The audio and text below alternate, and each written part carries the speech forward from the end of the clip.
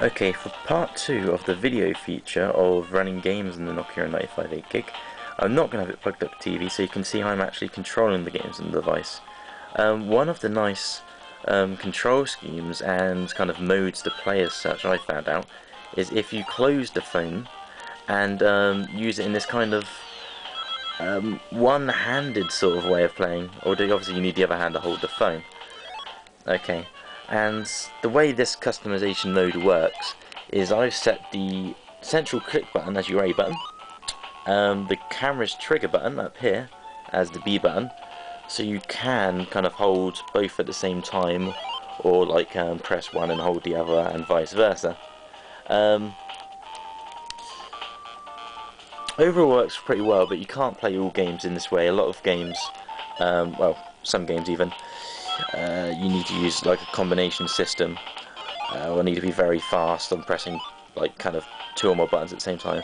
But for the Game Boy Advance as such, this isn't really a case, as you only have the main A, B button, start, select, L and R, and you only normally have to fiddle around with A and B, although on occasion you have to hold L and press either the L, A or B, or R on the A or B.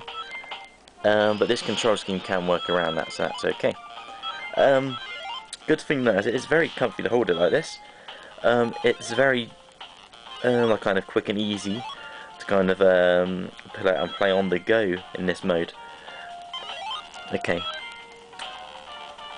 The other modes of playing games are, just have to quickly quit that, is if you have it in portrait mode, you can play it like a Game Boy as such, in the one hand position, like I've just customized before.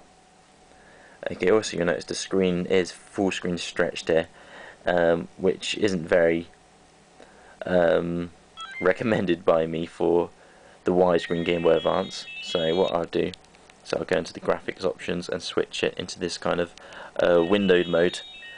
But the actual real screen size is I think pretty similar to, probably a bit smaller, to the Game Boy Advance, but it's bigger than the one on the Game Boy Advance Micro, I can tell you for sure.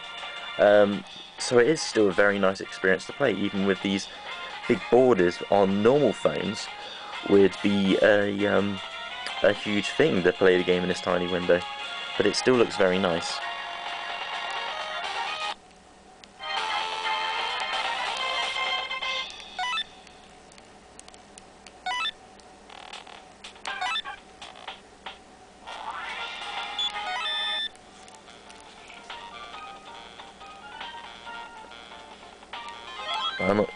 I'll bring it a bit closer, but as you can see in this configuration you can actually play even fast games like Sonic here on a one-handed control scheme, which is great for the practicality of a mobile phone when you're taking this into the real world.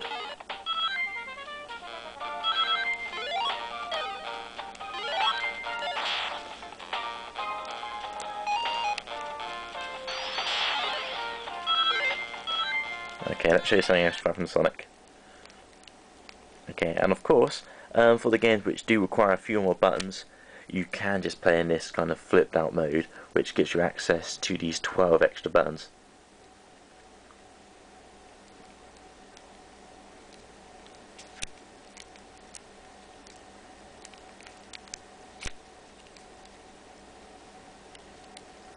Okay, also what I'd like to show you is a Series 60 kind of emulation Doom, just because it runs so smoothly and looks very nice indeed.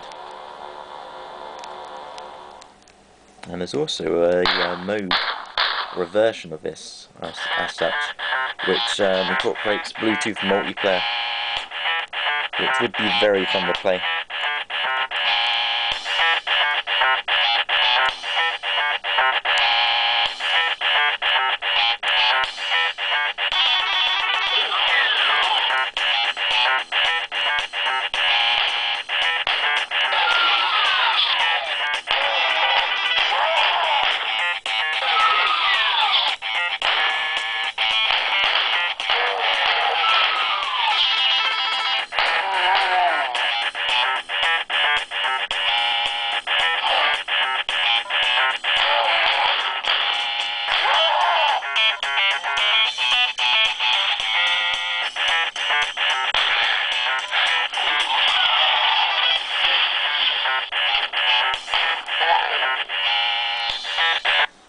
Okay, sorry, I just got moving to a different position now. Also some good looking games are Snakes, Global Race, Estrus, and there's a nice demo of an upcoming Engage game here called System Rush Evolution.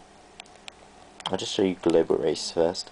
It actually looks, in my opinion, a bit better than Asphalt 3, which is weird because this is a full game and free, where the other game is a demo of a full game, which is going to cost an unknown price yet. Okay, there's one unfortunate thing about this game: when you put it in widescreen, because it wasn't designed for this thing, you have an absolutely huge speed